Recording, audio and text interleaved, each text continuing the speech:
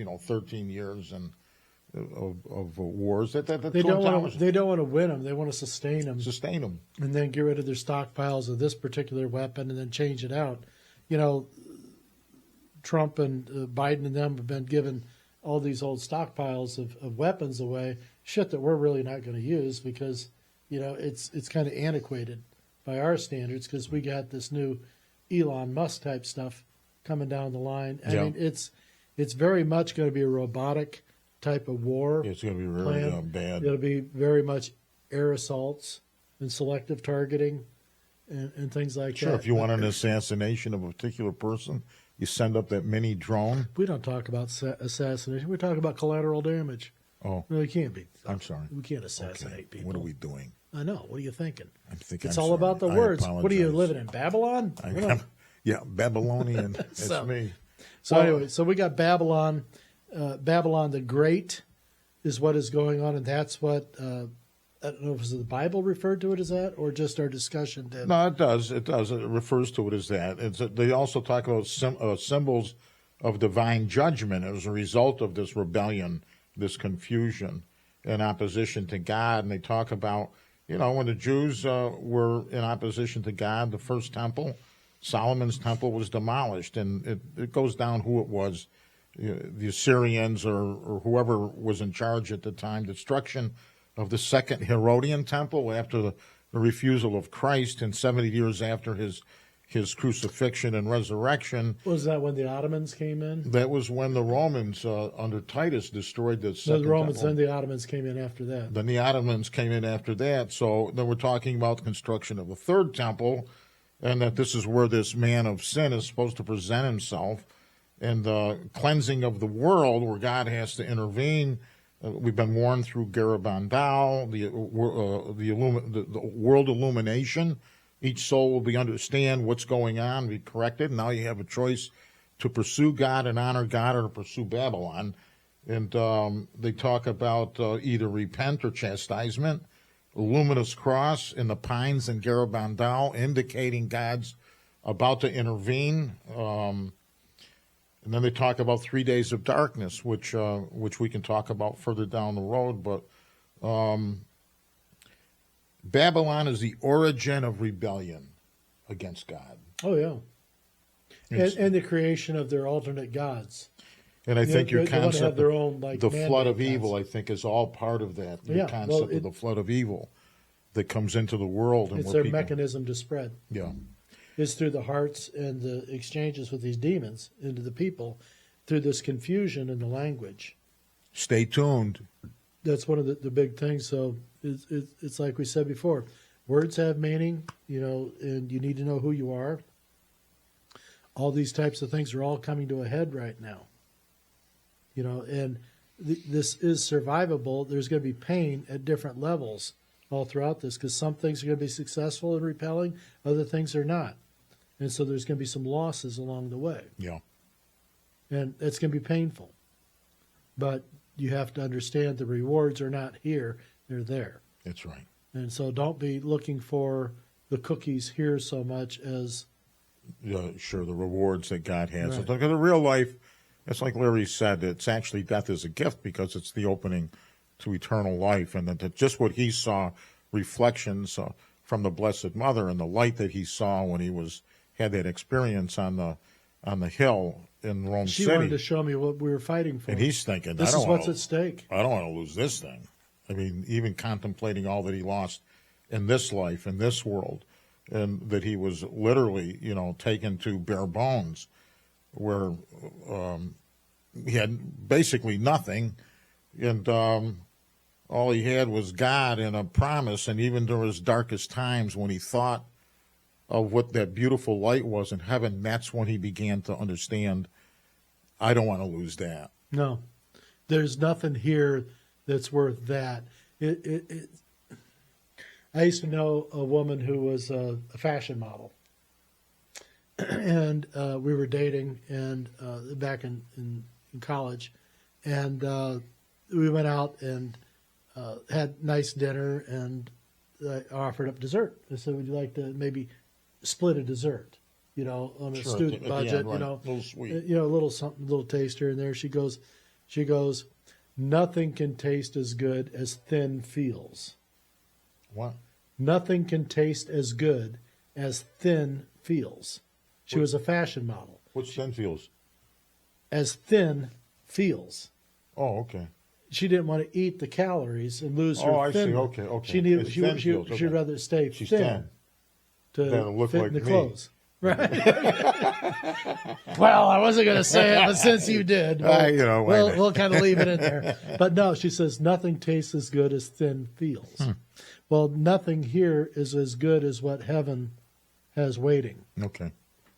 So in the same thing, you have to, be willing to shed temptations and things now for that. Otherwise, I think every time you're good and you're behaving and living out God's request of purity for you, to live the way he designed you, not the way you are moving towards because of your peers and other pressures and the Babylon effect, so to speak. Sure. That the more you can resist those things and keep God in spirit, I think you'll lessen your time in purgatory. Sure. To move on to the ultimate goal, and that's to be with the communion of saints in heaven. Absolutely, yeah. Because that's the ultimate goal, and that's where the ultimate happiness lies. But, I don't know what the process is. We're all going to find out, when that time comes.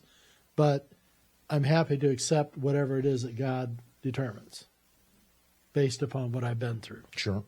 And I think we all should, no matter what faith we may label ourselves as, or even if we don't.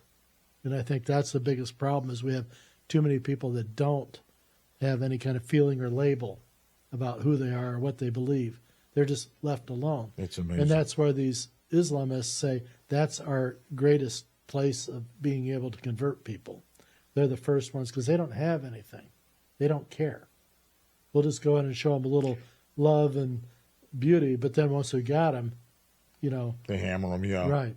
Yeah. You see the same thing with some of these bigger denominations. They get the people in, and they shower them with little. The people in the congregation, they'll love you and they'll help you and different things like that. But really, it's a matter of what you put in the plate at the end of the day, and they're really concerned for individuals. I don't know what it is. It may not be anything, but people get drawn into these things. It's in the same experience we have in the Roman Catholic Church. It's just the substance and quality of the people that just simply wish you away, and they don't acknowledge you. I mean, these are all acts of non-charity. These are things where you're not recognized or you're demonized. I mean, he can tell you, even lied to internationally, lied to on a show. Well, lied about. You know what I mean? And it goes out to the world, and you're thinking, this doesn't seem like, what a priest or a bishop should be doing with the flock.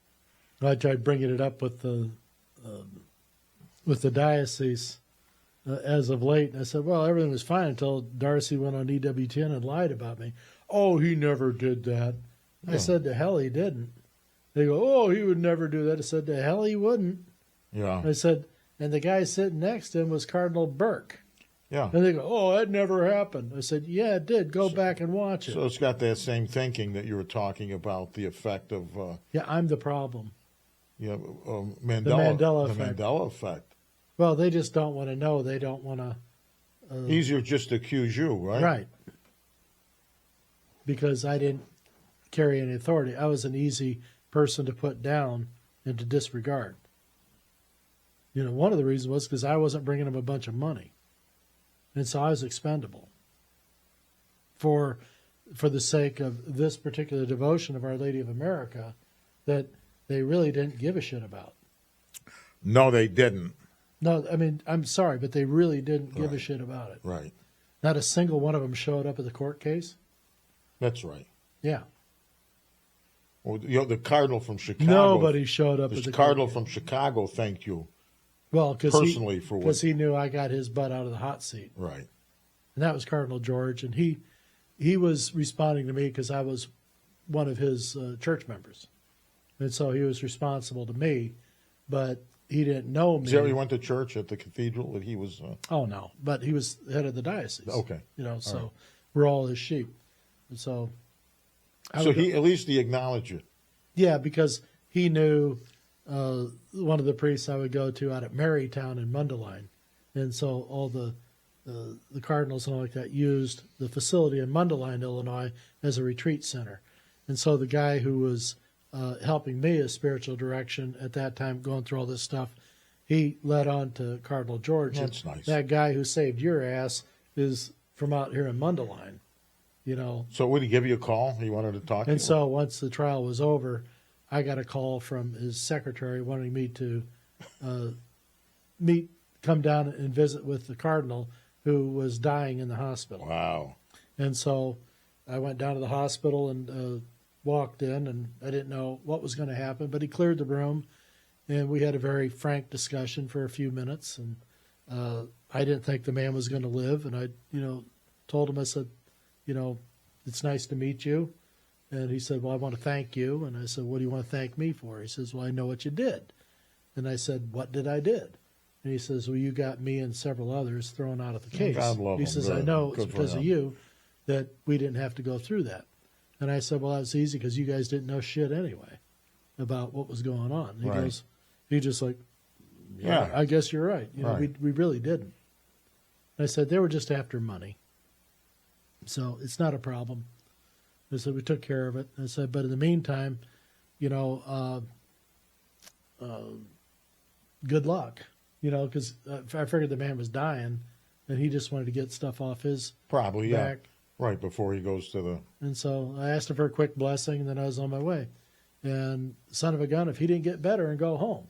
And then, Did he really? and then about a month or so later, I get another call wanting me to come down to visit him at the mansion and to come talk with him again outside the hospital. So I did, and we went down and had about a nice 3-hour talk.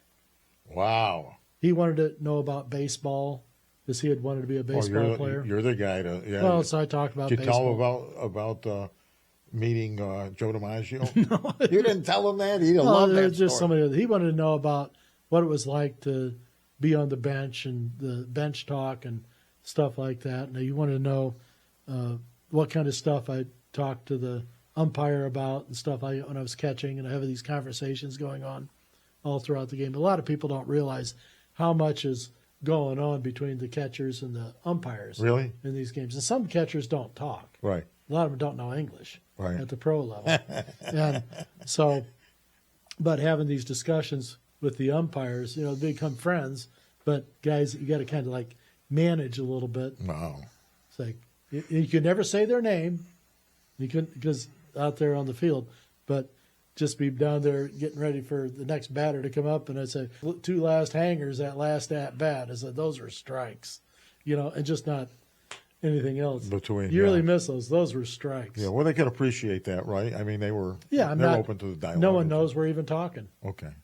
We're just sitting there having a Little. Boy, you really missed those last 2. Those were strikes. That's nice. And he'll say, no, you missed it by half a foot. Yeah. I said, not my glove. Well, I bet he was pleased he had that conversation with you. Who, the Cardinal? Yeah. Oh, yeah, but he wanted to be a ball player. But he ended up getting polio as a young man. Wow. And that took him out of his athletics. And my mother also had polio. Wow. And a lot of people don't know that, but St. Rita. She beat it. Yeah, well, she beat it. So, but I think she still had some lasting effects from it. But she had to deal with polio also in the 50s. So these are facts of life that go on, and you don't. Neither one complained about it. It was just how it was. I mean, they weren't crippled and all twisted up all their lives, so Yeah. they were the lucky ones. Yeah. Yeah.